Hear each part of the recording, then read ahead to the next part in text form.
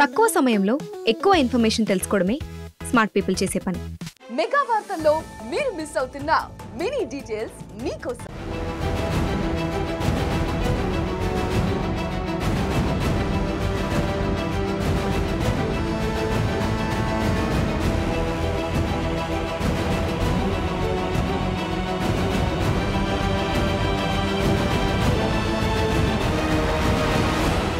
నమస్తే, welcome to four sides TV exclusive drive. నేను మీ సంపత్ కుమార్. తెలంగాణ హైకోర్టులో కేటీఆర్కు తాత్కాలికంగా ఊరట. డిసెంబర్ 30 వరకు అరెస్టు చేయొద్దన్న హైకోర్టు కేసు దర్యాప్తు చేసుకోవచ్చని ఏసీబీకి ఆదేశం. కేసును ఈ నెల 27కు వాయిదా వేసిన హైకోర్టు కేటీఆర్ను 10 రోజుల తర్వాత అరెస్టు చేస్తారా?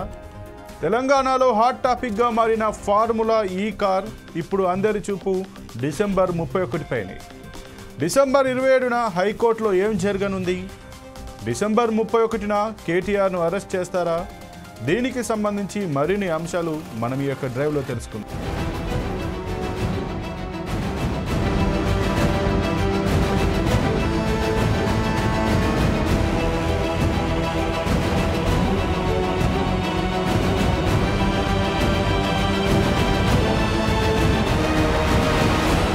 ఈ ఫార్ములా రేస్కి సంబంధించి ఆరోపణలు ఎదుర్కొంటున్న కేటీఆర్ పైన అయితే ఏసీబీ కేసు నమోదు చేసింది. ఇక దీనికి సంబంధించి కేటీఆర్ అయితే తనను ముందస్తు అరెస్టు చేయొద్దు అంటూ హైకోర్టునైతే ఆశ్రయించడం జరిగింది. ఈ నేపథ్యంలో హైకోర్టు అయితే కేటీఆర్కు కొంచెం ఊరటను లభించేటువంటి వార్తనైతే తెలిపినటువంటి పరిస్థితి. ఈ నెల 31 వరకు ఆయన అరెస్టు చేయొద్దంటూ, కానీ విచారణ మాత్రం జరపాలంటూ కోర్టు అయితే ఆదేశాలు ఇచ్చింది. ఇక ఇదేదైతే ఈ అంశం ఏందో తెలంగాణలో ప్రస్తుతం హాట్ టాపిక్గా మారింది. ఈ ఫార్ములా ఈ కార్ రేస్ ఒకటి. ఈ వ్యవహారానికి సంబంధించి ఇప్పటికే మాజీ మంత్రి కేటీఆర్ పై ఎఫ్ఐఆర్ కూడా నమోదైంది. ఆ ఎఫ్ఐఆర్ను సవాల్ చేస్తూ కేటీఆర్ హైకోర్టు ఆశ్రయించగా విచారణ చేపట్టిన కోర్టు ఈ నెల 30 వరకు ఆయన్ని అరెస్టు చేయొద్దని ఏసీబీని ఆదేశించింది. అయితే దర్యాప్తు కొనసాగించవచ్చని స్పష్టం చేసింది. అంటే 10 రోజుల పాటు కేటీఆర్కు స్వల్ప ఊరట లభించినట్లయింది. అసలు ఈ కేసు ఏంటి? హైకోర్టులో జరిగిన వాదనలేమిటి? ఈ నెల 30 తర్వాత ఏం జరగనుంది అనే విషయాలను మనం ఇప్పుడు తెలుసుకునే ప్రయత్నం చేద్దాం. ముందుగా ఫార్ములా ఈ కార్ రేస్ వ్యవహారానికి సంబంధించి నమోదైన కేసు గురించి వివరించేందుకు మా ప్రతినిధి రాకేష్ ఇక ఫోన్ లైన్లో మరికొద్దిసేపట్లో అందుబాటులోకి వస్తారు. అంతకంటే ముందు అసలు ఈ ఫార్ములా ఈ కార్ రేస్ కేసుకు సంబంధించి ఈ ఫార్ములా ఈ కార్ రేస్ ఏదైతే ఉందో దానికి సంబంధించి మనం ఒకసారి అయితే పూర్తి వివరాలు అయితే తెలుసుకునే ప్రయత్నం చేద్దాం. అందులో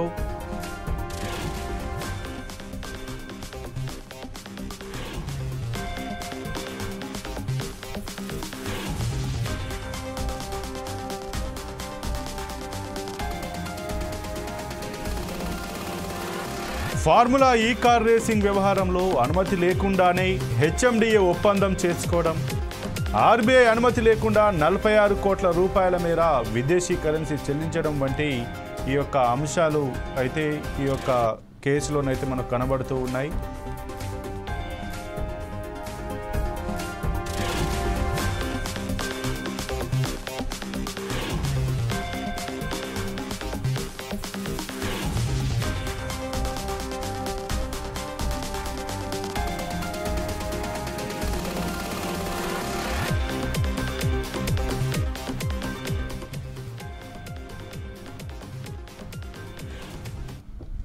ఇక ఈ విషయానికి సంబంధించి అసలు ఏం జరిగింది, కేటీఆర్ పైన కేసు ఎందుకు నమోదైంది, దానికి సంబంధించి మరిన్ని విషయాలైతే మా యొక్క ప్రతినిధి రాకేష్ ఫోన్ లైన్లో అందిస్తారు. రాకేష్, చెప్పండి, కేటీఆర్ పైన అయితే ఏదైతే ఏసీబీ కేసు నమోదు చేసిందో దాదాపు 55 కోట్ల రూపాయల ముందస్తు చెల్లింపులు జరిగాయి. అందులో 46 కోట్ల విదేశీ మారక ద్రవ్యం అయితే చెల్లించబడిందంటూ కూడానైతే గత నెల క్రితం గవర్నర్ జిష్ణుదేవ్ వర్మకైతే సిఎస్ శాంతకుమారి ఏదైతే లెటర్ను ఫార్వర్డ్ చేశారో, ఎందుకంటే ఆయన మంత్రిగా ఉన్న సమయంలో ఈ యొక్క అవినీతి జరిగింది కాబట్టి ఆయన పైన కేసు నమోదు చేయడానికి పర్మిషన్ కావాలంటూ గత నెలలనైతే గవర్నర్కి పంపడం, గవర్నర్ మొన్న దాన్ని ఆమోదించడం జరిగింది. ఆ పరిణామాల అనంతరం ఏసీబీ అయితే కేటీఆర్ పైన కేసు నమోదు చేసింది. దీనికి సంబంధించి మీ దగ్గర ఉన్న పూర్తి సమాచారం ఏంటి? కేటీఆర్ మీద కేసు నమోదవడం అయితే సంచలనంగా మారిందని చెప్పుకోవచ్చు. దాదాపు కేటీఆర్ పై అయితే ఏసీబీ కేసుకు సంబంధించి చూస్తే ఇటు ఫార్ములా ఈ కార్ రేసింగ్ వ్యవహారం ఏదైతే ఉందో దీని విషయంలో అనుమతి లేకుండా హెచ్ఎండిఏ తోటైతే ఒప్పందం చేసుకొని అటు ఆర్బీఐ అనుమతి కూడా తీసుకోకుండా దాదాపు 46 కోట్ల రూపాయల మేర విదేశీ కరెన్సీ చెల్లింపులు అయితే జరిగినట్లు కూడా అటు ఆరోపణలు అయితే ఉన్నాయి. అయితే వీటికి సంబంధించి కూడా అప్పుడు ఆ టైంలో పురపాలక శాఖ ముఖ్య కార్యదర్శి ఇప్పుడు ముఖ్య కార్యదర్శి ఎవరైతే ఉన్నారో ఆయన ఫిర్యాదు మేరకు అయితే ఇప్పుడు ఏసీబీ అయితే కేసు అయితే నమోదు చేసింది. అయితే దీనికి సంబంధించి కేటీఆర్ అయితే ఆయనతో పాటుగా పురపాలక శాఖ అప్పటి ప్రత్యేక కార్యదర్శి అరవింద్ కుమార్, అదేవిధంగా హెచ్ఎండిఏకి సంబంధించి Hyderabad metro development authority chief engineer GLN Reddy కూడా బాధ్యులుగా పేర్కొంటూ వీరిని చేస్తూ కూడా కేసు అయితే నమోదైనట్లుగా అయితే మనకు సమాచారం అయితే ఉంది. అయితే అధికారులపై విచారణకు ప్రభుత్వం ఇంతకు ముందే కూడా అనుమతి అయితే ఇచ్చినట్లు కూడా తెలుస్తుంది. అయితే కేటీఆర్ కేసు నమోదుకు సంబంధించి గవర్నర్ నుంచి అయితే అనుమతి కూడా కోరారు. అయితే దానికి తగ్గట్టుగానే సుమారు 1 రోజుల తర్వాత ఈ వ్యవహారం దాదాపు 1 రోజుల ముందు నుంచే నడుస్తుంది. కాకపోతే 1 రోజుల తర్వాత అయితే అనుమతి అయితే లభించింది. దీంతో కేటీఆర్ పై విచారణకు గవర్నర్ బిష్ణుదేవ్ వర్మ అనుమతి అయితే ఇచ్చారు. అయితే గవర్నర్ అనుమతితో ఏసీబీకి పంపాలని రాష్ట్ర మంత్రివర్గం అయితే నిర్ణయించింది. దీంతో కేటీఆర్ విచారణకు గవర్నర్ అనుమతి లేఖను ఏసీబీకి సిఎస్ శాంతకుమార్ అయితే పంపించారు. దీంతో ఈ కేసులో కేటీఆర్ అయితే A1 గా పేర్కొంటూ ఏసీబీ అయితే ఎఫ్ఐఆర్ అయితే నమోదు చేసింది. ఈ కేసులో కీలకంగా వ్యవహరించిన అరవింద్ కుమార్ ఎవరైతే ఉన్నారో ఈయనను A2 గా, అదేవిధంగా హెచ్ఎండిఏకి సంబంధించి మనకు చీఫ్ ఇంజనీర్ ఎవరైతే ఉన్నారో ఆయనే జీవన్ రెడ్డిని అయితే A3 గా అయితే చేర్చారు. అయితే తనపై కేసు అయితే నమోదవడంపై కూడా ఈ కేసును కొట్టివేయాలంటూ కూడా కేటీఆర్ అయితే హైకోర్టును అయితే ఆశ్రయించిన సంగతి మనకు తెలిసిన విషయమే. అయితే ఇవి మాజీ మంత్రి కేటీఆర్ పై అయితే ఏసీబీ నమోదు చేసిన కేసుకు సంబంధించిన వివరాలు అయితే చూసుకోవచ్చు సంపత్. అయితే రాకేష్ ఇక ఈ నేపథ్యంలో ఏదైతే ఇప్పుడు ఒకవేళ కేటీఆర్ అరెస్ట్ జరుగుతుంది అనుకున్న సమయంలో అయితే హైకోర్టులో కూడా ఆయనకైతే కొంచెం ఊరటనైతే లభించినట్టుగా తెలుస్తుంది. ఇక దీనికి సంబంధించి ఇప్పుడు బీఆర్ఎస్ పార్టీకి సంబంధించి ఆ యొక్క కార్యకర్తలు కానీ ఆ బీఆర్ఎస్ వర్గాలు కానీ ఏ విధంగా స్పందిస్తున్నాయి, దీన్ని వాళ్ళు ఎట్లా ఎదుర్కొనే ప్రయత్నాలు చేస్తున్నారు?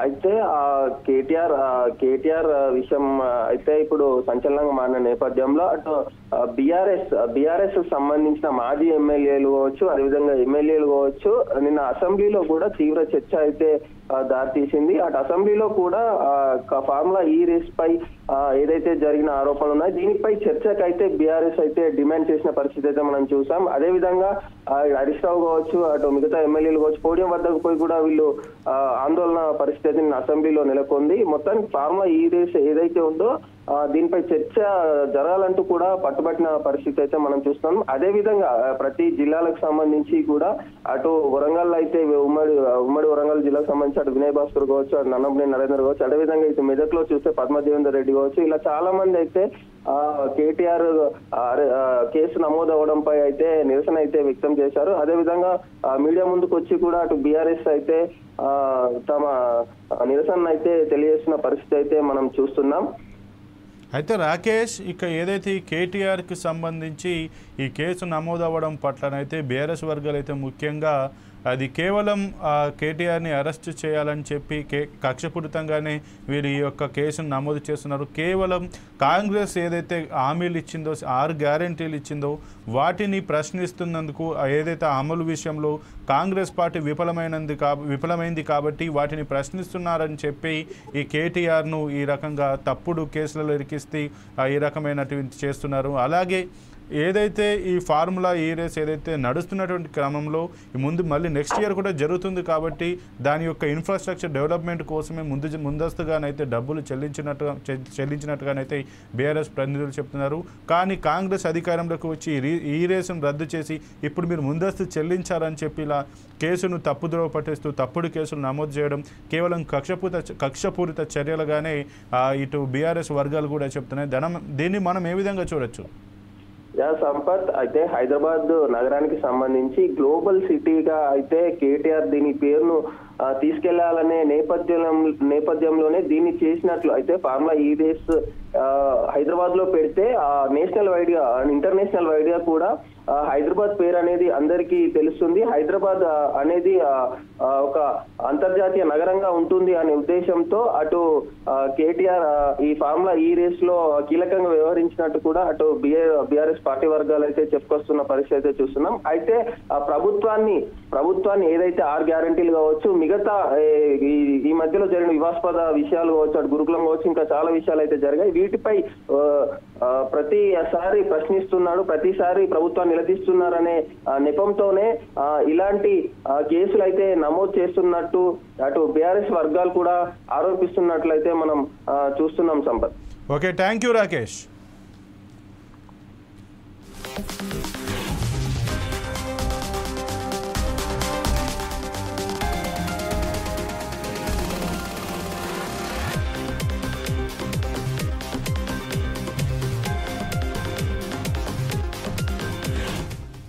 ఇక ఈ విషయమై నిన్న హైకోర్టులో జరిగిన వాదనల గురించి తెలుసుకుందాం.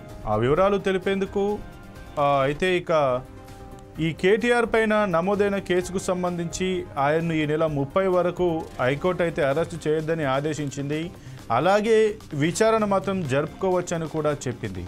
ఈ నేపథ్యంలో ఇక ఏసీబీ తనపై ఎఫ్ఐఆర్ నమోదు చేయడాన్ని మాజీ మంత్రి కేటీఆర్ హైకోర్టు ఆశ్రయించారు. కాబట్టి ఇక ఏదైతే ఈ కేసుకు సంబంధించి బీఆర్ఎస్ వర్గాలు కూడా తమ వైఖరిని తాము ఏ విధంగా చట్ట ప్రకారం ముందుకెళ్ళాలి, ఒకవేళ చట్ట ప్రకారం ముందుకెళ్తూనే ప్రజలలో కూడా ఈ కేసు గురించి విస్తృతంగా ప్రచారం కల్పిస్తూ కాంగ్రెస్ కేవలం వారి యొక్క విఫలమైన హామీలను ప్రశ్నిస్తున్నందుకే కేటీఆర్ను అరెస్టు చేస్తున్నారు అంటూ కూడా ఈ యొక్క వ్యాఖ్యలు ఈ యొక్క కేసులు తప్పుడు కేసులు పెడుతున్నారని, దీని ద్వారా మరింత కొంచెం జనాల్లోకి ఏదైతే కోల్పోయిన నమ్మకాన్ని బీఆర్ఎస్ మళ్ళీ పొందాలనే ప్రయత్నం అయితే చేస్తున్నట్టుగా తెలుస్తుంది. అందుకు గాను మొన్న ఏదైతే లగచర్లలో ఇష్యూ జరిగిందో ఆ ఇష్యూను కూడా బీఆర్ఎస్ అయితే పెద్ద ఎత్తున ఆందోళన చేసింది.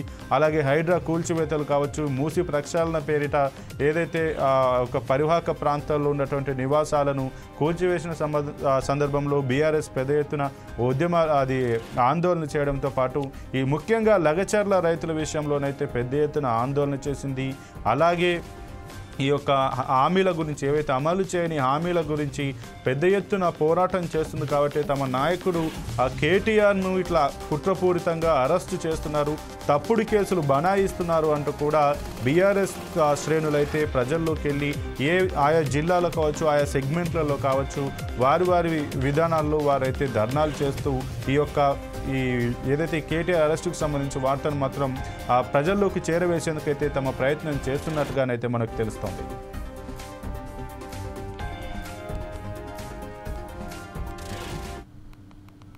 కానీ హైదరాబాద్కు జరిగిన లాభం ఎంత అంటే ఇది నాది కాదు రిపోర్టు, నెల్సన్ అనే సంస్థ, ఇండిపెండెంట్ సంస్థ. ఈ ఫార్ములా ఈ రేస్ కండక్ట్ చేయడం వల్ల హైదరాబాద్ ఈకోసిస్టమ్కి అయిన లాభం 700 కోట్లు అని వాళ్ళు రిపోర్ట్ ఇచ్చినారు.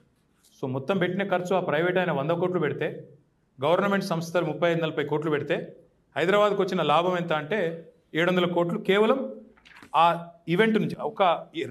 మొత్తం కలిపి పెట్టిన ఖర్చు 150 కోట్లు. కానీ హైదరాబాద్కు జరిగిన లాభం ఎంత అంటే ఇది నాది కాదు.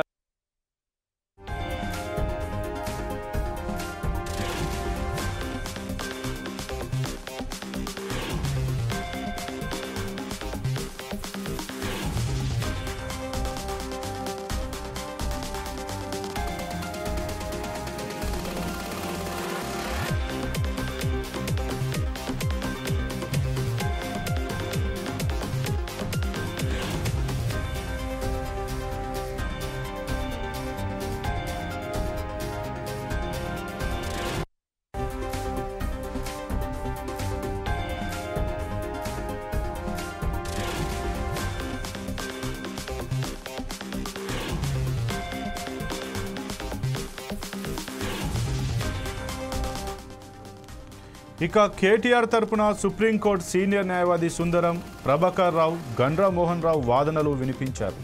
అవినీతి నిరోధక చట్టం కింద పెట్టిన సెక్షన్లు ఈ కేసుకు వర్తించవని, ముఖ్యంగా 13/1A సెక్షన్ ఈ కేసుకు వర్తించదని, ఎన్నికల కోడ్ ఉల్లంఘించారని అనేందుకు ఆధారాలు లేవని, ప్రొసీజర్ పాటించలేదనడం సరైంది కాదని, 14 నెలల తర్వాత ఎఫ్ఐఆర్ నమోదు చేశారని, ప్రాథమిక విచారణ కూడా లేకుండా కేసు పెట్టారని, కేవలం రాజకీయ కక్ష సాధింపు కోసమే కేటీఆర్పై కేసు పెట్టారని ఆయన తరపు న్యాయవాదులైతే హైకోర్టులోనైతే తమ వాదనలు వినిపించారు. ఇక ఈ నేపథ్యంలో వాదోపవాదనలు విన్న తర్వాత హైకోర్టు మాత్రం కేటీఆర్కు 31 రోజుల వరకు అయితే ఈ ఏదైతే యొక్క అరెస్టు చేయకూడదని, ముందస్తు అరెస్టు మాత్రం చేయకూడదు, కానీ విచారణ మాత్రం జరగాలంటూ కూడా ఆదేశాలు ఇచ్చినట్టుగా తెలుస్తోంది.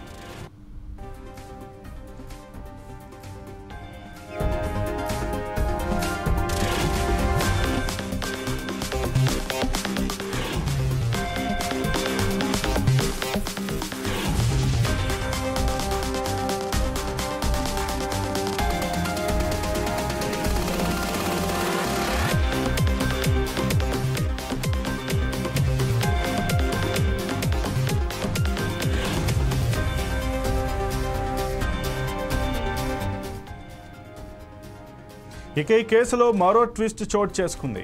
ఫార్ములా ఈ కార్ రేస్ కేసులో ఈడీ ఎంట్రీ ఇచ్చింది. కేటీఆర్, అరవింద్ కుమార్, బిఎల్ఎన్ రెడ్డిపై ఈడీ కేసు పెట్టింది. ఫార్ములా ఈ కేసుకు సంబంధించి వివరాలు ఇవ్వాలంటూ ఏసీబీకి లేఖ రాసింది ఈడీ. ఇక ఏసీబీ నుంచి ఎఫ్ఐఆర్ కాపీ అందడంతో ఈ ఎఫ్ఐఆర్ నమోదు చేసింది. ఎన్ఫోర్స్మెంట్ డైరెక్టరేట్ పెమా ఉల్లంఘన మనీ లాండరింగ్ కింద కేసు నమోదు చేసింది ఈడీ. ఇక అనూహ్యంగా ఏదైతే ఇప్పుడు ఈ యొక్క రాష్ట్ర పరిధిలో ఉన్నటువంటి ఏసీబీ పరిధిలో ఉన్నటువంటి ఏదైతే ఈ కేసు ఉందో దాంట్లో ఈడీ ఎంట్రీ ఇవ్వడంతో అది ఏ మేరకు కేవలం అటు రాష్ట్ర ప్రభుత్వంతో పాటు ఏమైనా బీజేపీ అనుబంధ శ్రేణులు కూడా దీంట్లో పాలు పంచుకొని ఈ రకమైన ఈ ఈడీని ఎంట్రీ చేశారనే వాదనలు కూడా వినిపిస్తున్నాయి.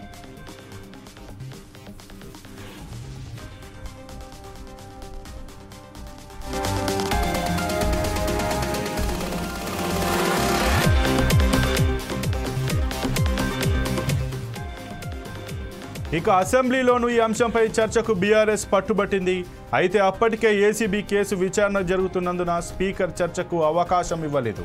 మరోవైపు రాష్ట్ర ప్రజలందరికీ సంబంధించిన భూభారతి చట్టం గురించి సభలో చర్చ జరుగుతుందని, ఒక వ్యక్తికి సంబంధించిన కేసు విషయంలో అంతటి ప్రాధాన్యత ఏముందని స్పీకర్ ప్రశ్నించారు. భూభారతి చట్టంపై చర్చలో పాల్గొన్న సీఎం రేవంత్ ఆ చట్టాన్ని తీసుకురాకుండా అడ్డుకునేందుకే బీఆర్ఎస్ ఫార్ములా ఈ కార్ రేస్ అంశంపై చర్చకు పట్టుబడుతుందని ఆరోపించారు. అయితే ఈ విషయంలో చర్చకు బీఆర్ఎస్ పార్టీ సిద్ధమైతే తమకు అభ్యంతరం లేదని స్పష్టం చేశారు. కోర్టు తీర్పుతో 10 రోజుల వరకు కేటీఆర్కు తాత్కాలిక ఉపశమనం లభించనుంది. అయితే ఆ తర్వాత ఏమిటనే దానిపైనే ప్రస్తుతం తెలంగాణలో చర్చ జరుగుతుంది. ఇది ఇవాల్టి స్పెషల్ డ్రైవ్. చూస్తూనే ఉండండి 4 సైడ్స్ టీవీ.